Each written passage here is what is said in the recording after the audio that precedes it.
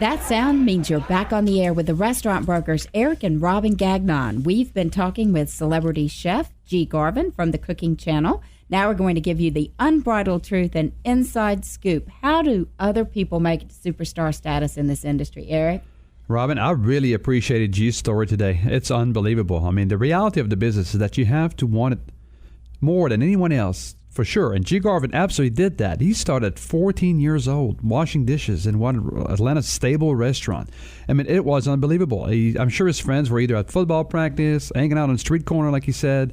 I mean, he had a single mother. He was definitely not raised with a lot of money, and some would say a lot of struggle, and he wanted bad enough, and look at him today. Well, and do you remember? He said he worked for almost 2 years for free, from 6 a.m. to 2 p.m., learning every single position. That is such dedication. I think that folks would look at him and go, wow, he's an overnight success. He's an overnight success, 20 years in the making, with a work ethic that's absolutely unmatched. And this passion that he brings to the business, that's a lesson in reality for our listeners.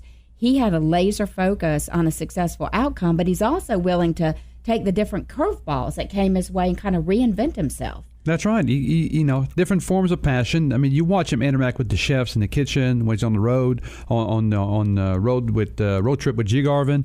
It's unbelievable. And you talk about it today, like, hey, some guys are not that great for television, not that great cooking, interacting on TV. But I take the time to educate them, work with them, make them feel comfortable.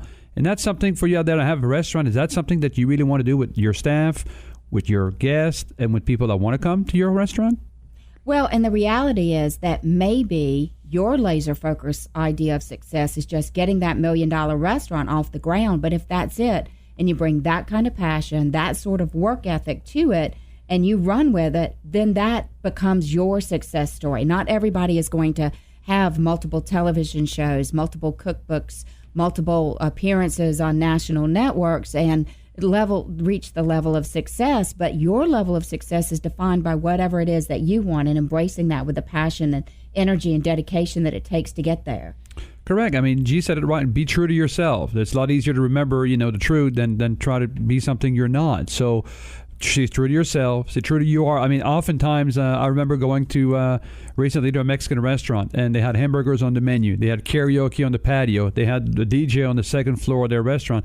It was a nightmare. They were not true to anything, and it is a reason of failure. You have to be passionate. You have to believe in it, and you have to be committed to it. I mean, working for 2 years for free. How many times I even talk to a new buyer and something, say, have you considered maybe working in a restaurant for 6 months? And they look at me like I'm some Mars or something, Robin. I love that story that he said, is that, you become a great chef by being a great cook. You get great at every single line job in the restaurant, whether it was washing dishes at 14, doing this internship where he was essentially coming for free and learning every single position. Now, he'll tell you today he's not great at every single position, but he knows every single position.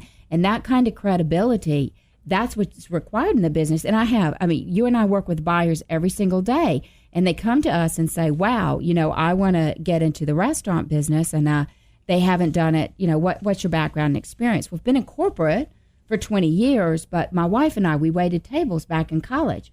And we'll say, hey, think about this. Go and get a job in the type of restaurant. You want to do sandwiches? Get a job. Figure out whether or not, do it on somebody else's nickel for a while before you invest hundreds of thousands of dollars in your dream and watch that disintegrate for your family and yourself and affect your future. It's a very good point. If you think about it, you're about to invest $100,000 to $1 million into a restaurant, a single unit. And we ask you to go, maybe if you want to be in the sandwich business, find the best sandwich person in your area. Go see that person. They may not want to pay you. Say, I don't want to be paid. I just want to learn from you. Go spend a year, because a year worth of salary may be $30,000, $40,000, but you can lose $1 million in 6 months. So why not go learn from the best?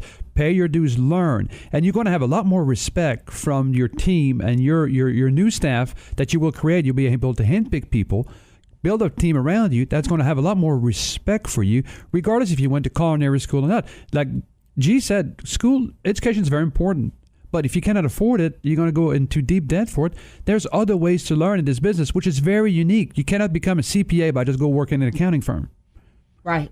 But you absolutely can become an incredible entrepreneur by finding those people in this business, because it's such a caring industry. It's such a giving industry. I mean, you go and sit down with people. I mean, we have that experience with this radio show. There are people from all over the country and all over the world that will sit down and give us a half an hour of their time so that our listeners can be exposed to really giants in this industry who are sharing their passion and their knowledge and their information. And it's so giving. And on the other side, you know, look at what G is doing with his One Bite at a Time boot camp. I find that amazing that he's taken the time to give back. And that's another piece. The reality of the business is, yes, it will absolutely give and give and give, but you should have within your own heart that ability to also give back to your community, to things that are important to you, and challenge yourself to be well-rounded, and also kind of get you out of the restaurant so you're seeing where other people are in the community and how they're reacting to you. And that's really a great piece of how you develop your brand overall. Yeah, if you look at this in perspective, take G. Garvin. He's passionate. Well, if you own a restaurant, you have to be passionate. You have to be competitive and want it more than anybody else. Well, if you have a restaurant, there's going to be a lot of competition around you, and you're going to be wanting more than anybody else to get these guests into your door. You're going to have to be willing to learn, willing to make mistakes, and go around. So G. Garvin as an individual is really much like a restaurant, if you think about it. So all of you that think, oh, these guys are mega stars, they're different than I am. They're not. They're actually doing the same thing on their person that you need to do to your restaurant, to your catering business, to your hotel and a restaurant. Whatever it is that you're in, these are the same trait and characteristic that you have. The difference is you don't have a TV camera stuck on you 24/7. I think that's probably a very good idea from our perspective. I don't know if I'd want a TV camera. How about you, Eric? No, I think we tried that, and I believe that I am quite fine with just a microphone right now, Robin. Okay, well, in case you're out there trying to figure out which one of these restaurants will be the best fit for you, I want to direct everyone to go to our website and talk about just a couple of our listings that just hit the air this week. In fact, one of them, we have this great tavern for sale in a Main Street setting. You know that old story about Cheers where everybody knows your name? That's really the kind of pub and tavern that this place is. Really great opportunity. It's listed for just under $400,000, and it could be really ideal for someone that wants to get into the business, make their claim to fame be the local community and be integrated into that. And that's on our website at WeSellRestaurants.com. And then, Eric, didn't we pick up something that has airport contracts associated with it? G. Garvin has a restaurant at the airport. That's right. Maybe they are helping Mr. Garvin. This is a very unique opportunity. It's like a catering facility that actually prepares food for a lot of the food settings at the airports for flights and things like that. So it's a very unique, very, very good opportunity. Great sales, great track record. So somebody wants to be in the business that doesn't want to have the day-to-day of the guests can have the control of the hours. They just focus on food production, good quality, bring it to the airport, making sure that everything's on time. It's a little bit of a industrial / I guess food service related, which is very neat. This business is very profitable. And it is for sale for right around $125,000. There you go. Sorry about that. That's right. You can check out this listing and many others online at our website. That's at WeSellRestaurants.com. Remember, WeSellRestaurants.com. This is Eric and Robin Gagnon. We are the restaurant brokers. Our goal, we want to satisfy your appetite for acquisition, feed the need for restaurant reality, and serve up a recipe for business success.